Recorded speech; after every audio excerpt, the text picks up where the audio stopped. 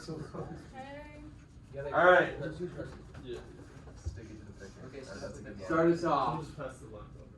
So our group decided to do affordable housing. Nice. Fishers, Indiana. And We looked into protest methods from the civil rights movement, and we decided that we're going to do a march and a media campaign. Okay.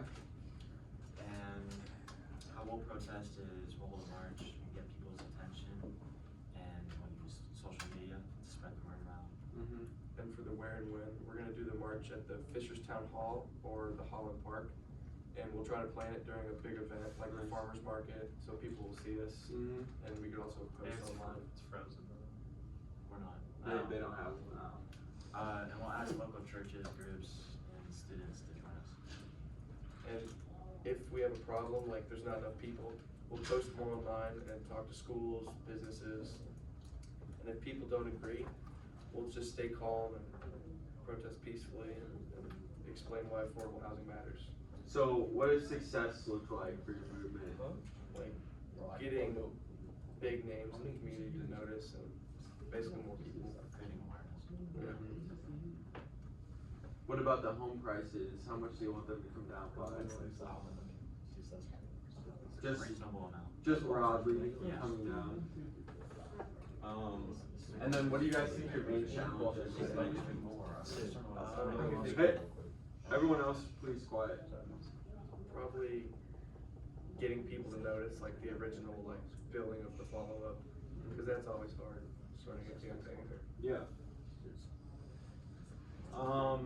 Any other like interesting facts or anything you want to add?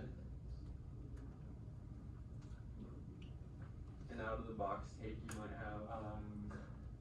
What we got from the civil rights movement, I don't know if you ever said this, but it was the March on Washington. We got like inspiration from that, so we're gonna Good. march at Holland Park, but then we do Farmers Market. I like how you guys talked about recruiting other students and young people, because that issue primarily affects younger people, so you guys know your target audience that you're trying to recruit. So yeah, good job. Alright, who wants to go next? We're ready. Alright, you can be next, Nolan. Alright, I'll stop sharing so you guys No,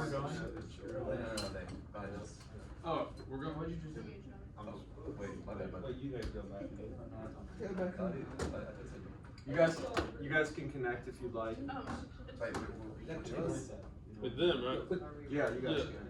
Okay, Like, got it. are we still? Appreciate it. No, I just What's the room again? 151? B152. We can stand up in front. You can if you want, you don't have to. You wanna go? Sure. I don't remember. Oh, we're not? I'm gonna screw it. It's gonna be like right here. Someone pass this. I'm not standing up there. Sorry. just go through it, and I'll just be like. So I'm doing the first slide, and the second slide. You're doing What I made slide except for 3. the You're doing that's one of those. You're doing slide 4. You're doing I have slide 5. sources And ready and to lines. That's bad. It's the good. Alright. This is the goon.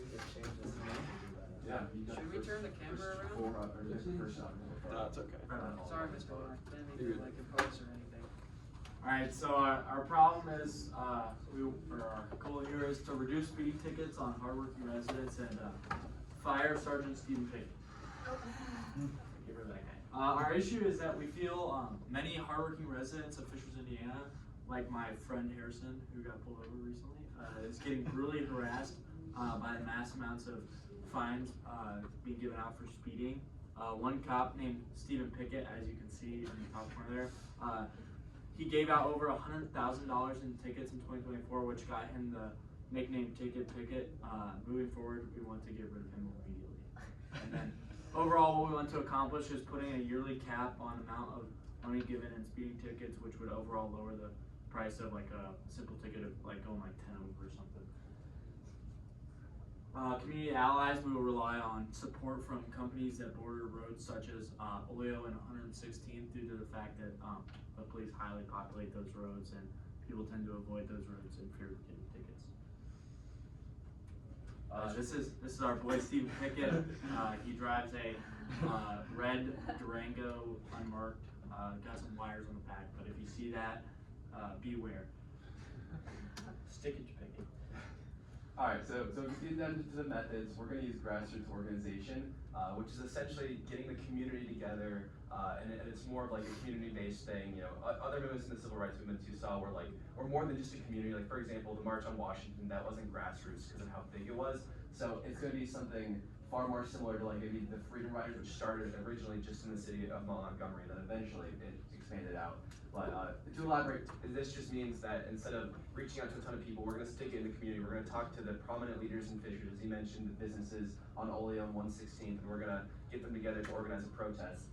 Specifically, what we're looking for is we're going to have a week in which every citizen that we talk to is going to drive 15 under the speed limit, slowing all business. You know, that means that if businesses can't get money, you know, the police are going to be upset. They can't get, to stop crimes if everyone's going so slow, clogging up traffic, kind of forcing the police to do something about it.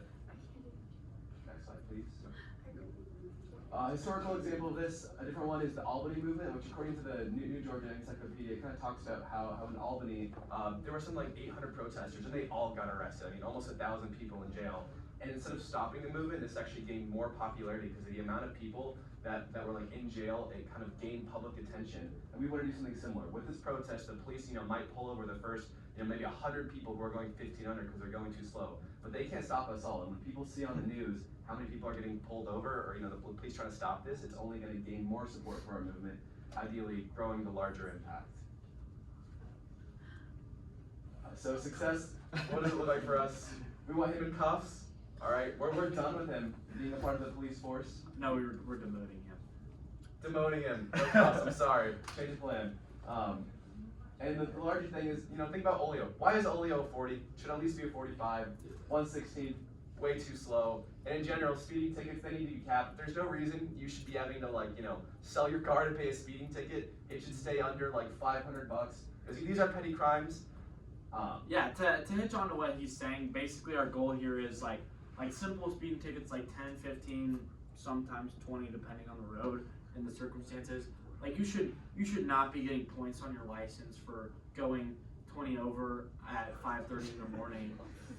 5:30 in the morning when there's nobody on the road, like really nobody's like you're not driving recklessly, you're just driving a little quick, trying to get to where you need to be faster. But yeah, just cap that because no way only one person alone should be giving out $100,000 worth of tickets. You just gotta think about the whole police force. If one guy's getting 100,000, the next guy's getting like 50. And then last but not least, thank you, and remember, stick it to Pickett and don't let the fines cross the line. And stay off of motorcycles. Yeah, that was great. Great job, guys. Great job. B52, That was well done. B152. Photos? We don't need photos. I guess it makes us more newscast. What room is it? Is it 152?